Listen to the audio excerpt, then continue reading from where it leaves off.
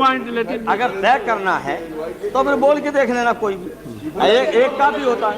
हाँ please now complete. ऐसे क्या आप कैसे रोक लोगे मुझे? अरे प्लीज पूरिया, इसलिए मिस्टर पूरिया, उपाध्यक्ष महोदय, हाँ बिल्कुल दे रहे हैं, बिल्कुल दे रहे हैं, कर दो हमारा जो करना हो। मैं धमकी देता नहीं, जो मानते हो तो दे रहे हैं। हाँ प्लीज। तो ये क्या है? इनको क्या पड़ी है? हम कह रहे हैं उनसे। नो मिस्टर, मैं उदाहरण सहित आपको जब नंबर आए तो बोल देना, और हमें पता है आपका नंबर भी नहीं आएगा आपकी पार्टी में, ये भी पता है हमें सब। लेकिन वो धन्यवाद अधूरा है जब तक उनकी सिफारिशों को नहीं मानते हो। 2007-8 से लगातार मांग चल रही है देश में कि स्वामीनाथन जी की जो सिफारिश है किसानों को 1.5 गुना समर्थन मूल्य देने का, एमएसपी की गारंटी देने का, कानूनी हक और अधिकार देने का, उस गारंटी को आज तक नहीं माना, आज तक नहीं माना, आज तक नहीं माना। स्वामीनाथन जी को आज तक नहीं माना। अध्यक्ष जी डिस्टर्ब ना करिए, सभापति महोदय मेरा टाइम इसमें काउंट नहीं होगा। आप इधर, अरे यार बेईमानी से जीता है तो ज्यादा ना बोलो, मालूम है कितने बड़े तीरंदाज हो। इधर बेईमान हो, बेईमान हो, बेईमान हो, बेईमान हो, बेईमान हो। बजट पे आज भी चर्चा हो रही थी संसद में, जिसमें धर्मेंद्र यादव आजमगढ़ के सांसद उत्तर प्रदेश से बोल रहे थे। उनमें नेताजी के अक्स दिखने लगे लोगों को, जब वो बोलते बोलते अपने तेवर में आ गए और वो बजट पे चर्चा कर रहे थे। उसमें कह रहे थे कि न नौजवानों के लिए, न पिछड़ा वर्ग के लिए, न सैनिकों के लिए, न कर्मचारियों के लिए, न अनुसूचित के लिए, किसी के लिए कुछ नहीं है। तभी भारतीय जनता पार्टी के सांसदों ने हल्ला मचाना शुरू किया तो धर्मेंद्र यादव तेवर में आए और कहने लगे कि तुम लोग बेईमानी से जीतते हो, बेईमान हो, बेईमान हो, बेईमान हो। साथियों नमस्कार, जय हिंद, जोहार। आप देख रहे हैं आजाद लोकतंत्र। इस पे आज चर्चा करेंगे। हम सब्सिडी बढ़ा रहे हैं, पहले 50 किलो को 45 किलो, फिर 45 किलो को 40 किलो, और मुझे लगता है कि एक तीसरा कार्यकाल पूरे होते होते केवल 10 ही किलो बचेगा खाद के कट्टे में, से ज्यादा नहीं बचेगा। मंडी एक नहीं बनाई, आत्महत्या इतनी कर रहे हैं किसान, और किसान अगर अपनी एमएसपी की मांग करते हैं, हजारों किसान यहीं दिल्ली की सीमा पर मारे जाते हैं, और आप सोचते हो कि आपकी बात को कोई समझेगा नहीं। 20 करोड़ नौजवान के रोजगार का हिसाब कहां है? आज 11वें बजट में जब याद आई तो वो भी ट्रेनिंग की बात करते हो। मैं कहना चाहता हूं IIM, IIT के नौजवानों को रोजगार नहीं दे पा रहे हो। आप सोच रहे हो इंटर्नशिप के इस छोटे से शगुफे से नौजवान खुश होंगे? देश के नौजवान खुश होने वाले नहीं है। सभापति महोदय, शिक्षा के मसले पर लगातार बजट घटाया जा रहा है, लगातार सरकारी शिक्षा कम की जा रही है, और ये बीजेपी की सरकार की लगातार प्रयास है कि नौजवान शिक्षित होंगे तो सवाल पूछेंगे।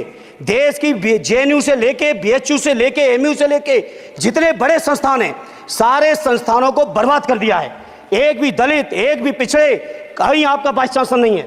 लगातार जितने भी आपके professor, associate professor, assistant professor की नियुक्तियों में RSS का जब तक कोई फंडामेंटल कोर्स नहीं करेगा, बेसिक कोर्स, तब तक उसकी नियुक्ति नहीं होगी। आप क्या सोच रहे हो देश नहीं देख रहा है नौजवान? यूजीसी का बजट लगातार कम किया जा रहा है। मेरा खुला आरोप है इस सरकार पर कि ये सरकार शिक्षा को प्राइवेट करके, शिक्षा को मुट्ठी भर उद्योगपतियों के हाथों में देके, शिक्षा को चुनिंदा लोगों के हाथ में देके, देश के 140 करोड़, जिसमें मैं समझता हूं 90% लोग गरीब हैं, उन गरीबों के हाथों से शिक्षा को छीनने का ये जो आपकी सरकार षड्यंत्र कर रही है, इसके लिए हम लोग इस मौके पे विरोध करते हैं। मैं कहना चाहता हूं चुनौती के साथ, वित्त मंत्री अपने जवाब में बता दें, अनुसूचित जनजाति का एक भी व्यक्ति देश में अरबपति हो तो बता दूं, एक भी अरबपति हो तो बता दूं, एक भी दलित को अरबपति आपने बना दिया हो तो बता दो, एक भी पिछड़े को बना दिया हो तो बता दो। आप जवाब में दे देना, आप डेटा दे देना। सभापति महोदय, जब बीजेपी की सरकार, जब बीजेपी के लोग विपक्ष में रहे तो ओपीएस की बातें किए। 10 साल से आप सत्ता चला रहे हो, 11वां बजट पेश कर रहे हो। पूरा देश आज ओपीएस के लिए, सरकारी कर्मचारी परेशान है। पुरानी पेंशन की कोई चर्चा नहीं है। सभापति महोदय, पुरानी पेंशन तो पुरानी पेंशन, हम मांग करते हैं, बहुत बड़े राष्ट्रभक्त आप बनते हो, मैं मांग करता हूं देश के पैरामिलिट्री फोर्सेस को आप पुरानी पेंशन दीजिए।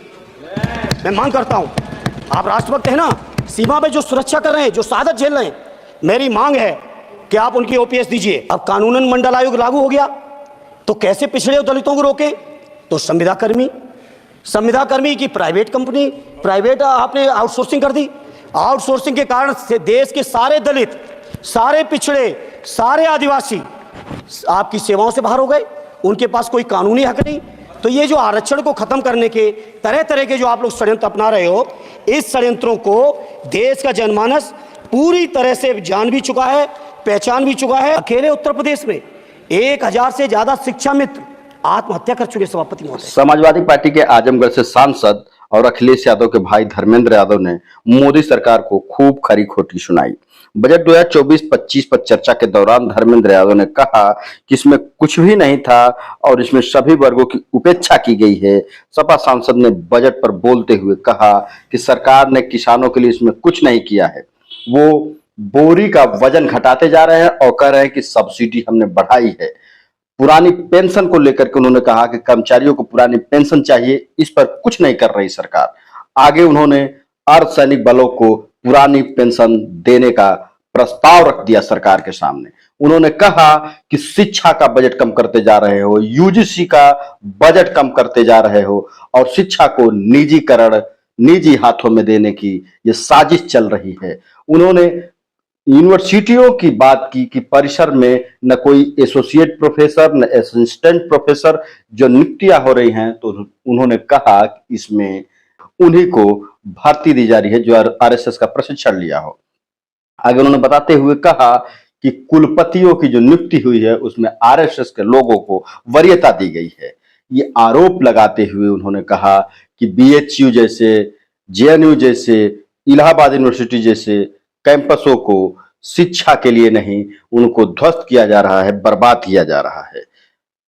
यहीं धर्मेंद्र यादव नहीं रुके, उन्होंने शिक्षा मित्रों की बात उठाई और कहा कि शिक्षा मित्रों को मानदेय न बढ़ाया जा रहा है, न अनुदेशकों का मानदेय बढ़ाया जा रहा है, न आंगनबाड़ी का मानदेय बढ़ाया जा रहा है, न उनका मानदेय समय से मिल रहा है।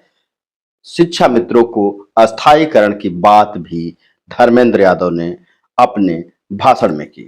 बीच बीच में भाजपा सांसदों द्वारा हो हल्ला होता रहा, जिसका प्रतिकार अपने तेवर में धर्मेंद्र यादव करते रहे। बाहर की जनता ने कहा कि आज धर्मेंद्र यादव में नेताजी का अक्स दिखाई दिया। आगे भी देखेंगे हम लोग संसद की कार्रवाई को।